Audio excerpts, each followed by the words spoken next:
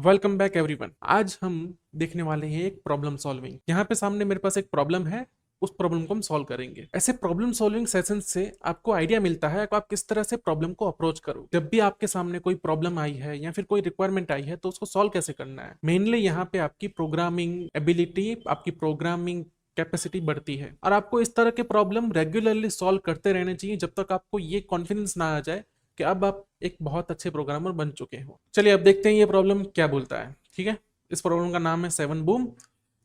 Create a function that takes an array of numbers. ठीक है, देखो ये हर स्टेटमेंट पढ़ते वक्त इतने स्टेटमेंट को ब्रेक डाउन कर लो। ठीक है, क्रिएट अ फंक्शन, एक फंक्शन बनाना है that takes array of numbers. Input में आएगा एरे, आएगा किसका, नंबर्स का एरे।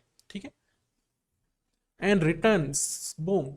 ठीक है, यहां पे मतलब आउटपुट क्या आना चाहिए इसकी बात हो रही है। Returns boom if the digit 7 appears in the array. Boom return करना है अगर 7 आता है इसमें। ठीक है, otherwise return there is no 7 in the array. बहुत सिंपल सी चीज है। आपको एरे में जब भी कोई इनपुट मिल रहा है, ठीक है, एरे में कोई भी इनपुट मिल रहा है, एन नंबर ऑफ इनपुट मिलेंगे, अगर उसमें कोई भी एक नंबर है 7 तो आपको बोल देना है बूम, अदरवाइज ये बोलना है। ठीक है, मतलब इस फंक्शन को ऐसा भी बोल सकते हैं कि भाई एरे में 7 है कि नहीं, ये चेक करने वाला फंक्शन है ये। तो क्वाइट इजी फंक्शन। ठीक है, इसको हम यहीं पे कर लेंगे। ठीक है, यहाँ पे कोड वाला मैंने खोल दिया है, ऊपर से एरे आने वाला है। इसको सबसे पहले मैं चेक करूंगा, ठीक है, कि क्या क्या आउटपुट आने हैं। देखो यहाँ पे पहला केस, आई थिंक यही केस होंगे इनके जो यहाँ पे लिखे हुए हैं। क्या चाहिए था, पहले में बूम चाहिए था, दूसरे में ये चाहिए था, तीसरे में भी ये चाहिए था। ठीक है, ये रहे, देखे ये इसके यूज केसेस ये वाले हैं कि ये इनपुट मिल रहा है, उसमें ये आउटपुट आने चाहिए। तो हम स्टार्ट कर देते हैं इसका कोडिंग। इनपुट में आ रहा है एरे, और जब भी हमारे पास इनपुट में एरे आता है हमें क्या करना पड़ता है, लूप चलानी पड़ती है। इसको एज अ रूल मान लो, जब भी एरे है लूप के बिना ऑलमोस्ट आपका काम होने ही नहीं वाला है। ठीक है, तो लूप चलानी है, सीधा सीधा एक शॉर्टकट वाला लूप चला लेंगे। क्या करेंगे, let item of a double r. ठीक है, लूप चलाने के बहुत सारे तरीके हैं। फॉर ऑफ कर सकते हैं, फॉर इन कर सकते हैं, फॉर ईच वाला लूप आता है।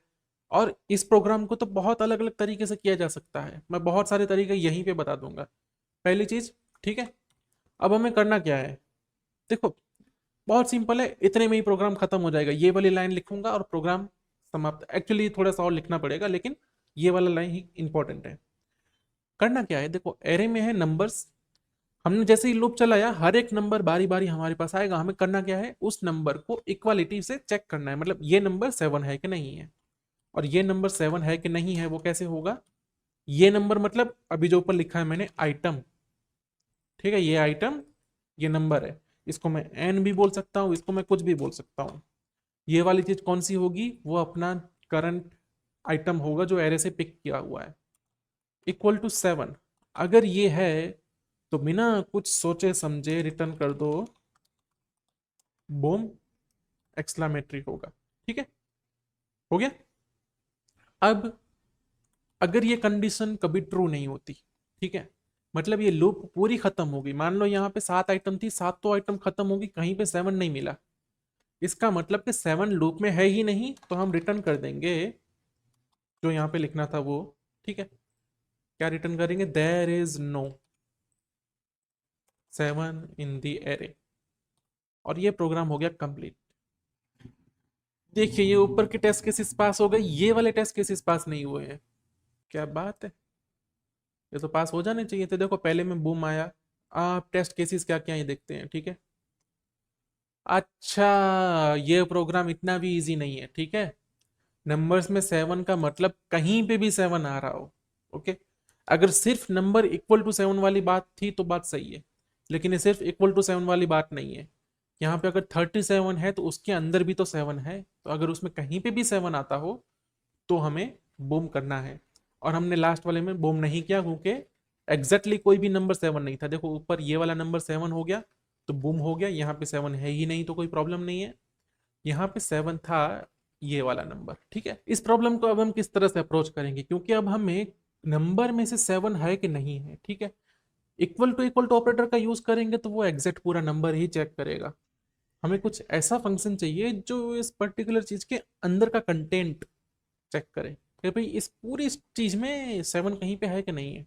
ठीक है, तो ऐसा फंक्शन कौन सा है, कौन सा फंक्शन ऐसा होगा अपने पास स्ट्रिंग में, ऐसा फंक्शन है इंक्लूड्स करके, या फिर इंडेक्स ऑफ फंक्शन होता है जो कि चेक करता है अंदर कोई पर्टिकुलर स्ट्रिंग एग्जिस्ट करता है कि नहीं करता। लेकिन हमारे पास यहाँ पे नंबर का टाइप है। ठीक है, तो अगर यहाँ पे हमें वो फंक्शन यूज करना है तो हमें क्या करना पड़ेगा, क्या बोलते हैं इसको, इसको स्ट्रिंग में कन्वर्ट करना पड़ेगा नंबर को। ठीक है, तो अब इस नंबर को स्ट्रिंग में कन्वर्ट करने के लिए क्या करना पड़ेगा हमें, डॉट टू स्ट्रिंग।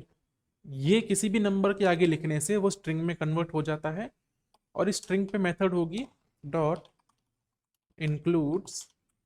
ठीक है, इंक्लूड मेथड खुद ही ट्रू या फॉल्स रिटर्न करती है, तो उसको किसी चीज से इक्वल टू करने की जरूरत नहीं है।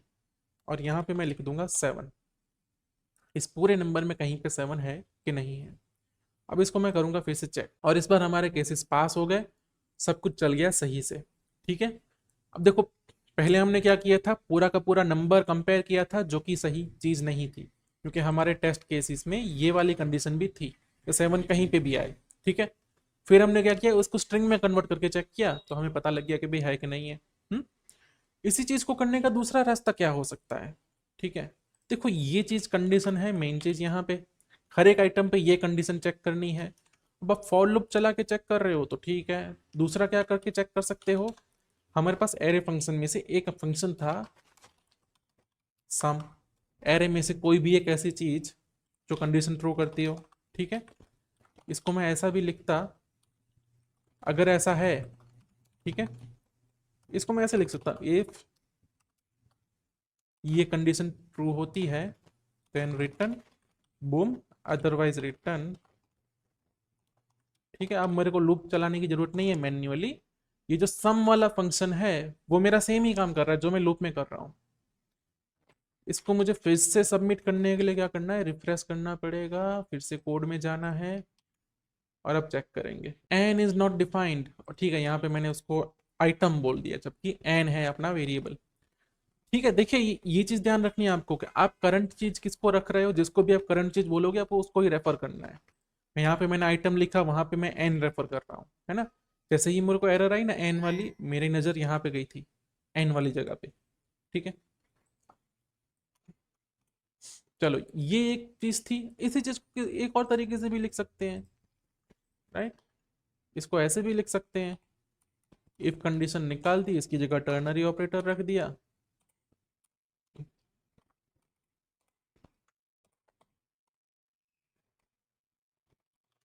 और यहाँ रिटर्न लिख दिया, तब भी ये सेम ही चीज है। ठीक है, इसको एक और तरीके से भी किया जा सकता है। ठीक है, अब इसको दूसरे तरीके से समझते हैं। हम क्या कर रहे हैं, एरे की हर एक आइटम पे कहीं पे भी 7 है कि नहीं है ये चेक कर रहे हैं। ठीक है, अब अगर ये मैं टेस्ट केस लेता हूं, ठीक है, अगर इन एरे की सारे आइटम्स को मैं कर देता हूं ज्वाइन, तब भी उसमें कहीं पे 7 होता है, तब भी ये केस वैलिड है।